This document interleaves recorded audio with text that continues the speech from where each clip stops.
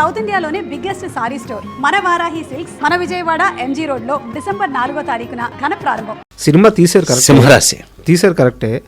Cinema తీస్తున్నంతసేపు మీకు తప్పించి కనీసం మీ టీంలో ఉన్న అసిస్టెంట్, అసోసియేట్, కో డైరెక్టర్లకి ఎవ్వరికీ కూడా ఈ సినిమా ఆడద్ది అని నమ్మకం లేదంట. మీకే మొహం మీదే చెప్పేశారట ఈ సినిమా ఆడద్దు. నిజమేనా? నిజమే.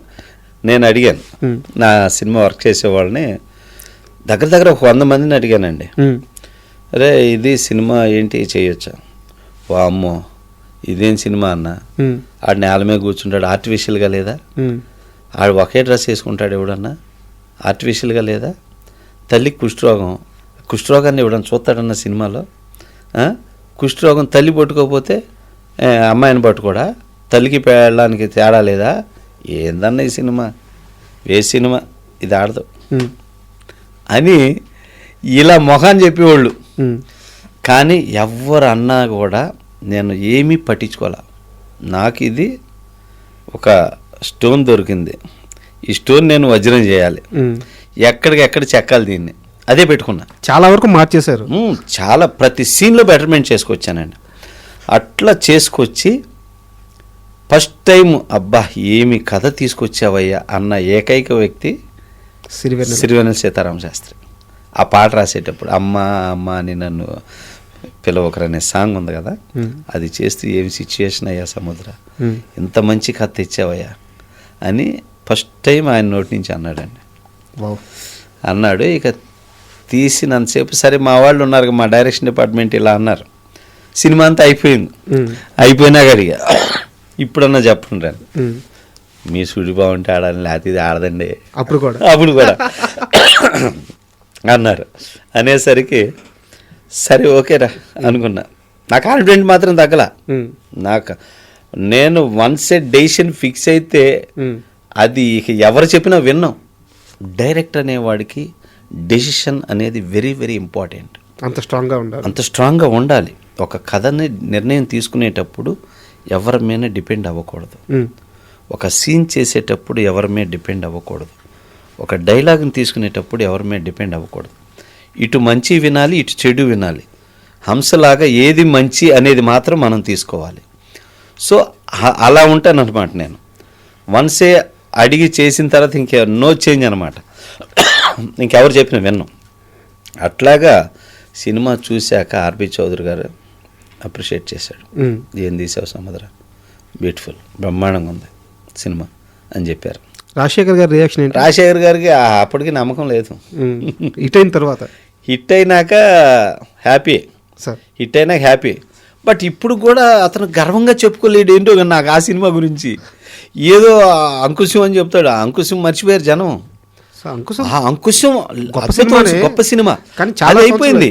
దాని తర్వాత మైల్ స్టోన్ సినిమా ఏదంటే రాజశేఖర్కి ఓన్లీ సింహరాశి. ఇప్పటికీ చాలా మందికి అదే. ఇప్పుడు జనరల్గా రాజశేఖర్ సినిమాల్లో అంకుశం, సింహరాశి, ఇంకో సినిమా వేస్తారు. వీటిల్లో 50% ఆడియన్స్ మార్కులు సింహరాశి. అంటే అది చాలా మా ఏజ్లో మనకి టాప్ అంకుశం. ఆ తర్వాత మైల్ స్టోన్ సినిమా ఏంటంటే సింహరాశి.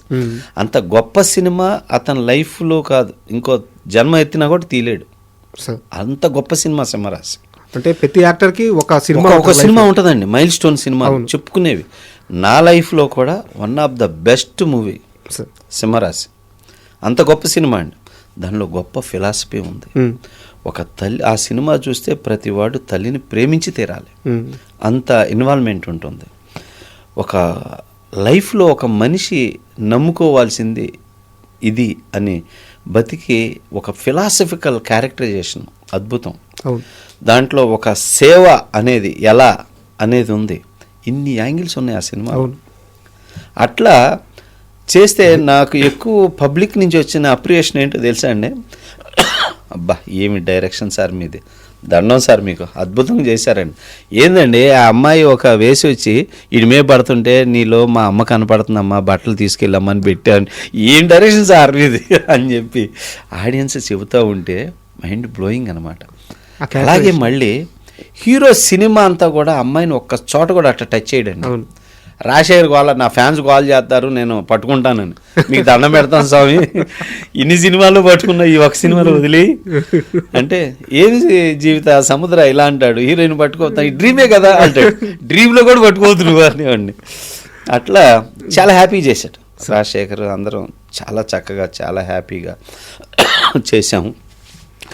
తనకు కూడా అండి నా నిర్ణయం, నా డెసిషన్ అంటే బాగా నమ్ముతాడు రాజశేఖర్. సముద్రాకి నచ్చిందా ఫస్ట్, నాకు అది కావాలి, మీ ఎవరి డెసిషన్ కాదు, సముద్రాకి నచ్చిందా లేదా, నచ్చిందా ఓకే అంటాడు అంతే. ఇప్పుడు కూడా ఆ నమ్మకం అలాగే ఉంటుంది. సో అట్లాగా అది చేయటం, దాని నుంచి అలాంటి ఒక మంచి మంచి ఇది రావటం. ఇప్పటికి కూడా అండి ఎవ్రీ మంత్ వస్తుంది సినిమా. 26 ఇప్పుడు 25 సంవత్సరాలు. ఈ 25 సంవత్సరాల నుంచి ఎవ్రీ మంత్ వస్తే ఎవరో ఒకళ్ళు ఫోన్ చేస్తానే ఉంటారు, అయ్యా సింహరాశి వస్తుంది. ఇంపాక్ట్ అటువంటిదండి. ఇన్ని సంవత్సరాలు లీడ్ అయ్యే సినిమా చాలా తక్కువ. అది కానీ శివరామరాజు ఇవన్నీ వస్తే కంపల్సరీ ఫోన్లు వస్తాయి నాకు. ఒక్కసారి వచ్చి పొమ్మ మెరుపు తీగ అని చెప్పి ఒక చిన్న కామెడీ ట్రాక్ ఉంటుంది అనమాట. అంటే అప్పట్లో ఎంత వైరల్ అయిందంటే ఇప్పటికి కూడా మీమ్స్ వస్తూ ఉంటుంది. సో అసలు ఆ ట్రాక్ ఎలా పుట్టింది, ఎవరు రాశారు, ఎలా షూట్ చేశారు? ఆ ట్రాక్ తమిళ్లోనే రాశారు సార్. ఓకే, తమిళ్లోనే వచ్చింది. తమిళ్లో కూడా మంచి పాపులర్ అయింది. కానీ అక్కడికంటే ఇక్కడ బీభత్సమైన సక్సెస్ అయింది అది. అవునవును. దానిలో ఒక్కసారి వచ్చిపోమ్మ మెరుపు తీగకి బ్రహ్మానందం గారు ఇచ్చిన రియాక్షన్ అద్భుతం అండి. అది పెళ్లి చూపులు రమ్మంటే ఒక్కసారి వచ్చిపోమ్మ మెరుగుతుంటే ఎటు వచ్చి తెలియదు. దానికి బ్రహ్మానందం గారి రియాక్షన్ అయితే అలా చూస్తాడు, పక్కన రాజశేఖర్ గారి రియాక్షన్ కూడా అదిరిపోద్ది, ఏంటి బావా అని చెప్పేసి. అది పక్కన మల్లికార్జున డైలాగ్ కూడా, అమ్మా రాజన్న వచ్చినాడు, రాజన్న బామ్మరిది రామబ్రహ్మ వచ్చినాడు, బంధువులందరూ వచ్చినాడు, ఒక్కసారి వచ్చి బొమ్మ మెరుగుతేగా అని చెప్పి పిచ్చ పేరుడు వేలింది సార్. అది షూట్ చేసేటప్పుడు అర్థమైందా? అయ్యో అసలు షూట్ చేసేప్పుడే అసలు ఆర్బి చౌదరి గారు వీళ్ళైతే తెగ నవ్వుకున్నారు. అసలు థియేటర్ ఆ సినిమాకి రిపీట్ కలెక్షన్కి అది కూడా ఒక కారణం సార్. ఆ సినిమాకి ఆ కామెడీ కూడా పెద్ద ప్లస్ అయింది. ఆ సినిమాకి ఒక సినిమా కామెడీలు కూడా చాలా ప్లస్ అవుతాయి. అలా బ్రహ్మానందం గారు లాంటి ఆర్టిస్టులు, నాది శివరామరాజు కానీ సింహరాశి కానీ వీటన్నిటిలో పెద్ద ప్లస్. అలా కామెడీతో నిలబెట్టిన ఆర్టిస్టులు ఒక ఎపిసోడ్ పడిందంటే నిలబెట్టేస్తారు, దానికి పదే పదే వెళ్తారు, పదే పదే చెప్పుకుంటారు సినిమా.